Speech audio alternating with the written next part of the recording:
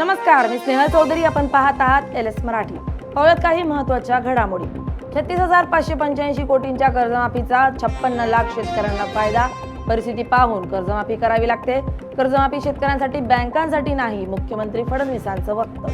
लवकरच breaking news मिळणार. आम्ही कोणतंही ऑपरेशन अर्धवट करत नाही, फुल प्रूफ करतो. ऑपरेशन टायगरवर उपमुख्यमंत्री एकनाथ शिंदेंचं वक्तव्य. ओमराजे निंबाळकरांचा शिंदे गटात प्रवेश निश्चित. ठाकरे गटाला ओमराजेंकडून मोठा धक्का. लोकांची कामं करण्यासाठी नेतृत्व स्वीकारावं लागेल, निंबाळकरांचं वक्तव्य. उद्यापासून 3 आठवडे पावसाळी अधिवेशन. सामान्यांचे प्रश्न कसे सोडवता येतील याचा अधिवेशनात प्रयत्न. पावसाळी अधिवेशनाच्या पार्श्वभूमीवर महायुतीची पत्रकार परिषद.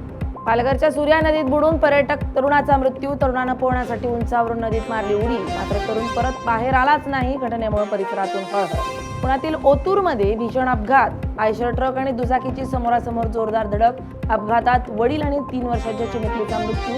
5 महिन्यांचं बाळ बचावलं. तमिळनाडूतील सागरी खाद्यपदार्थ निर्यात करणाऱ्या कारखान्यात अमोनिया वायूची गळती. 7 महिला कामगारांचा मृत्यू. 65हून अधिक जण बाधित. इराणनं जहाजांच्या वाहतुकीसाठी सामुद्रधुनी पुन्हा बंद केल्याचा दावा. मात्र या दाव्याला अमेरिकेचा विरोध. आंतरराष्ट्रीय तणाव वाढला. घडामोडींमुळे स्वित्झर्लंडमधील अमेरिका इराण चर्चेवरही शंका. पुण्याला पावसाने झोडपलं. पुणे शहरातील अनेक ठिकाणी पावसाची हजेरी. पुण्यातील कोथरूड, सिंहगड रोड, स्वारगेट परिसरात पाऊस. मान्सूनसाठी मात्र पुणेकरांना वाट पाहावी लागणार. रायगडमध्ये विजांच्या कडकडाटासह मुसळधार पाऊस. शेतकऱ्यांमध्ये आनंदाचं वातावरण. शेतकऱ्यांना दमदार पावसामुळे मोठा दिलासा. या होत्या काही महत्त्वाच्या घडामोडी. पाहत राहा LS मराठी, सत्याची नवी दिशा.